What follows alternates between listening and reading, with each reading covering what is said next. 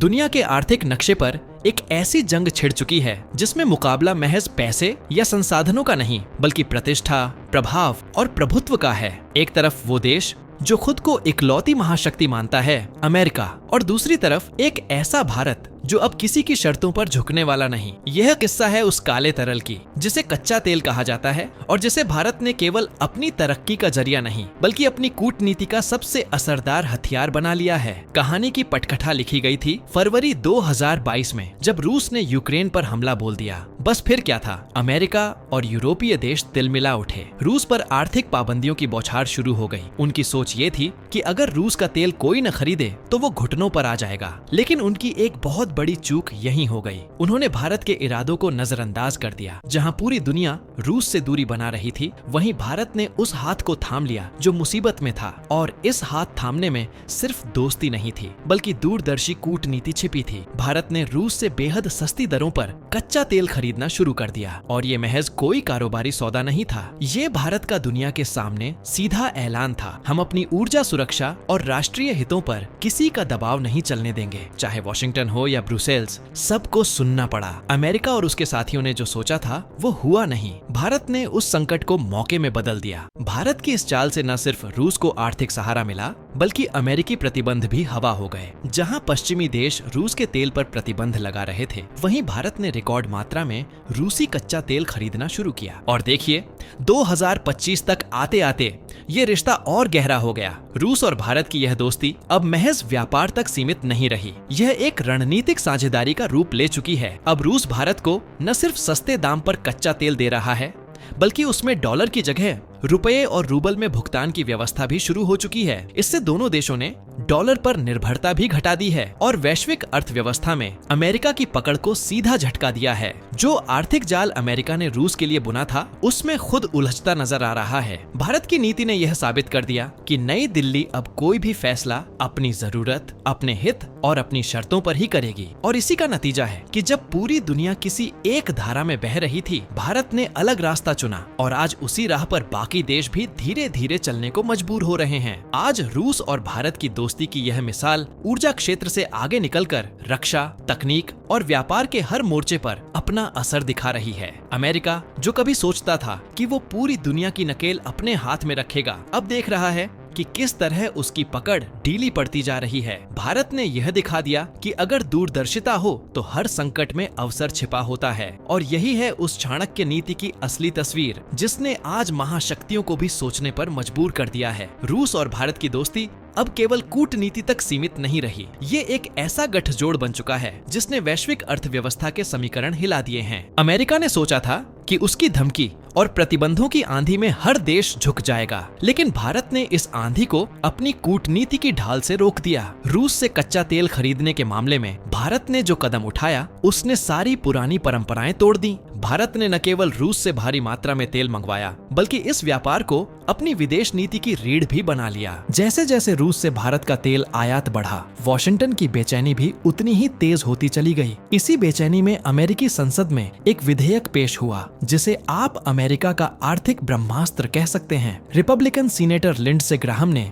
वो बिल सामने रखा जिसमें यह प्रस्ताव था कि जो भी देश रूस से तेल खरीदेगा उस पर 500% का टैक्स ठोक दिया जाएगा। 500%! ये कोई मामूली आंकड़ा नहीं है। इतना भारी शुल्क किसी भी देश की अर्थव्यवस्था को हिलाकर रख सकता है। और इस बिल का असली निशाना भारत और चीन थे, क्योंकि दोनों देश रूस से तेल खरीद में सबसे आगे हैं। अमेरिका को उम्मीद थी कि इतनी बड़ी धमकी से भारत अपनी तेल नीति बदल लेगा, लेकिन न तो भारत डरा न ही झुका। विदेश मंत्री एस जयशंकर ने तो वॉशिंगटन की धरती पर खड़े होकर बिना किसी लाग लपेट के ऐलान कर दिया कि भारत अपनी ऊर्जा सुरक्षा को सर्वोपरि रखता है। किसी को ये हक नहीं कि वो भारत को बताए कि उसे किससे तेल खरीदना है और किससे नहीं। और साथ ही यह भी साफ कर दिया कि कोई भी ऐसा कानून जो भारत के हितों के खिलाफ होगा, उसके सामने झुकने का सवाल ही नहीं। ये कोई साधारण बयान नहीं था, ये दरअसल भारत का वो तीसरा नेत्र था जो अमेरिका को चेतावनी दे रहा था कि अगर आपने हमें घेरने की कोशिश की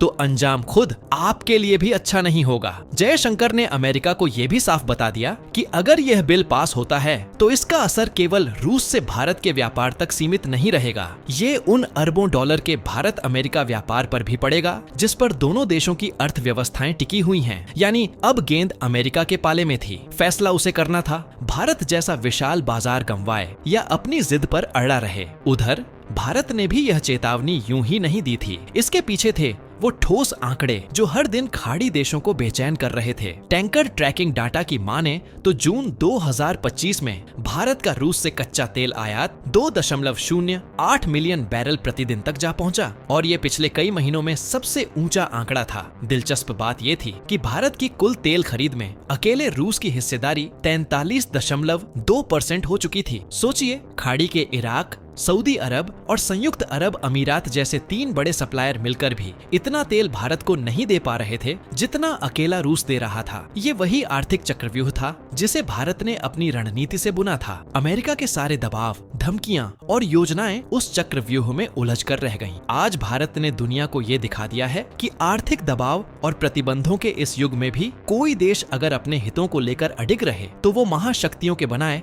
हर समीकरण को पलट सकता है। बरसों तक खाड़ी के देश भारत की मजबूरी का फायदा उठाते रहे, अपनी मर्जी की कीमत, अपनी शर्तें और अपनी ही चाल से तेल बेचते थे। लेकिन अब समीकरण बदल गया है। रूस ने जब से सस्ता और भरोसेमंद विकल्प बनकर भारत के सामने अपनी बाहें खोली हैं, तब से खाड़ी देशों के माथे पर चिंता की लकीरें खिंच गई हैं। उन्हें डर सता रहा है कि अगर उन्होंने भारत को बेहतर सौदे नहीं दिए तो वे अपना सबसे बड़ा ग्राहक खो देंगे। भारत ने जिस कमजोरी को दशकों तक झेला, अब उसी को अपनी सबसे बड़ी ताकत बना लिया है। तेल का सबसे बड़ा खरीदार बनकर भारत अब केवल खरीदार नहीं बल्कि बाजार में दाम तय करने वाला खिलाड़ी बन गया है। उसकी हैसियत प्राइस सेटर की होती जा रही है। अब सौदे उसकी शर्तों पर होंगे और जो नहीं मानेगा वो दौड़ से बाहर होगा। अब सवाल ये उठता है कि अमेरिका ने रूस के तेल पर इतने कड़े प्रतिबंध लगाए हुए हैं, फिर भी भारत इतने बड़े पैमाने पर ये तेल खरीद कैसे पा रहा है? इसका जवाब है एक ऐसा मायावी तंत्र जिसकी गहराइयों तक अमेरिका और यूरोप की निगाह भी नहीं पहुंच पाई। इसे आप समुद्री मायाजाल कह सकते हैं, जो भारतीय और रूसी रणनीतिकारों की साझा रचना है। इस मायाजाल ने अमेरिकी प्रतिबंधों को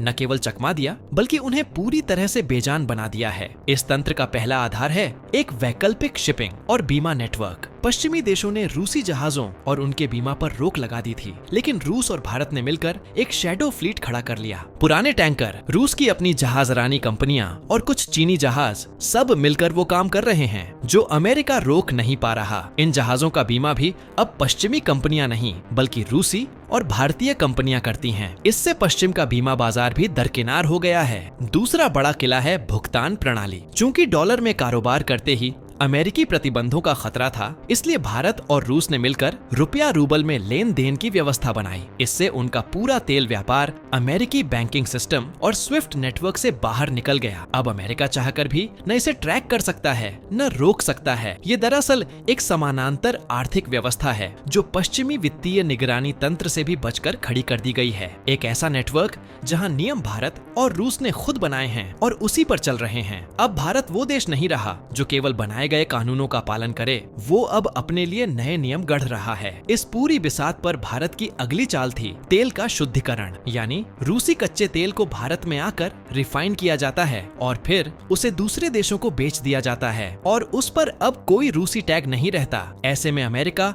और यूरोप चाहकर भी उस तेल पर प्रतिबंध नहीं लगा सकते। ये उस चक्रवर्ती सम्राट की चाल है जो सिर्फ शतरंज की बिसात नहीं, पूरी दुनिया की आर्थिक राजनीति को अपने हिसाब से चलाना सीख गया है। अगर किसी को लगता है कि भारत रूस से सस्ता तेल सिर्फ अपनी गाड़ियों का पेट भरने और कुछ पैसे बचाने के लिए खरीद रहा है, तो यकीन मानिए वो भारत की इस कूटनीति की असली परतों को समझ ही नहीं पाया। मामला महज डिस्काउंटेड तेल का नहीं है, असल खेल है इस कच्चे तेल को भू राजनीतिक हथियार में तब्दील करने का, जिसे अब विश्लेषक रिफाइनरी डिप्लोमेसी का नाम देने लगे हैं। भारत दुनिया के उन गिने चुने देशों में है जहां सबसे आधुनिक और बड़ी रिफाइनरियां हैं। जामनगर, पारादीप और कई अन्य रिफाइनरी हब ऐसे हैं जो किसी भी ग्रेड के कच्चे तेल को रिफाइन करके प्रीमियम क्वालिटी का पेट्रोल, डीजल और जेट फ्यूल बना सकते हैं। और भारत ने इसी ताकत का इस्तेमाल एक जबरदस्त रणनीतिक दांव के रूप में किया है। रूस से रिकॉर्ड तोड़ छूट पर कच्चा तेल खरीदा जाता है, उसे अपनी रिफाइनरियों में प्रोसेस किया जाता है और फिर वही तेल मेड इन इंडिया टैग लगाकर ऊंचे दामों पर उसी यूरोप को बेच दिया जाता है जिसने खुद रूसी तेल पर प्रतिबंध लगा रखा है। ये वो चाल है जिसकी भनक तक न तो वॉशिंगटन को लगी और न ब्रसेल्स को, जबकि टैंकर दर टैंकर भारतीय बंदरगाहों पर उतरता रूसी तेल अब यूरोप के पेट्रोल पंपों तक पहुंच रहा है। इस रणनीति से भारत को तीन तरफा फायदा हो रहा है। एक तरफ घरेलू उपभोक्ता को सस्ता ईंधन मिल रहा है, जिससे महंगाई पर लगाम कसने में मदद मिलती है। दूसरी तरफ रिफाइंड प्रोडक्ट के निर्यात से विदेशी मुद्रा भंडार दिन ब दिन मजबूत हो रहा है। और तीसरा, भारत अब वैश्विक तेल बाजार में एक स्विंग प्रोड्यूसर की भूमिका निभा रहा है, यानी वो खिलाड़ी जो जरूरत के हिसाब से सप्लाई बढ़ा घटाकर बाजार की दिशा तय कर सकता है। और बात यहीं खत्म नहीं होती। भारत की इस नीति ने यूरोप को ऊर्जा संकट से तो उबारा ही है, साथ ही रूस को भी आर्थिक ताश के पत्तों की तरह ढहने से बचा लिया है। यही वजह है कि भारत अब उस स्थिति में है जहां कोई भी महाशक्ति उसे नाराज करने की गलती नहीं कर सकती। अमेरिका का डर भी यही है। इसी डर में वो 500% टैरिफ वाले महाविधेयक की धमकी दे रहा है। लेकिन भारत पहले ही साफ कर चुका है कि ऊर्जा सुरक्षा पर कोई समझौता नहीं होगा, चाहे अमेरिका कुछ भी कर ले। और अगर ऐसा कोई कानून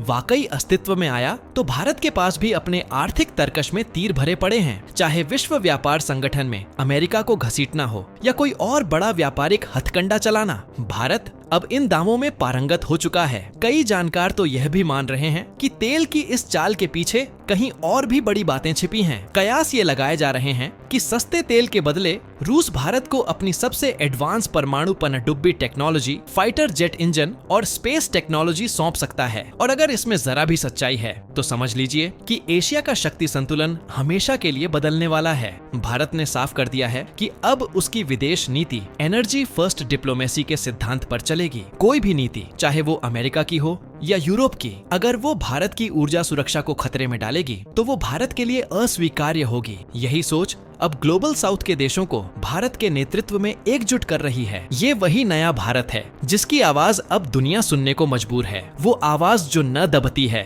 न रुकती है और न ही किसी धमकी से घबराती है। अब देखना ये होगा कि अमेरिका अपनी बादशाहत को मिली इस चुनौती का क्या जवाब देता है। क्या सचमुच वो 500% टैक्स वाला बिल कानून बनाता है? और अगर हाँ, तो भारत की अगली चाल क्या होगी? अब बाजी का असली मजा तो तब आएगा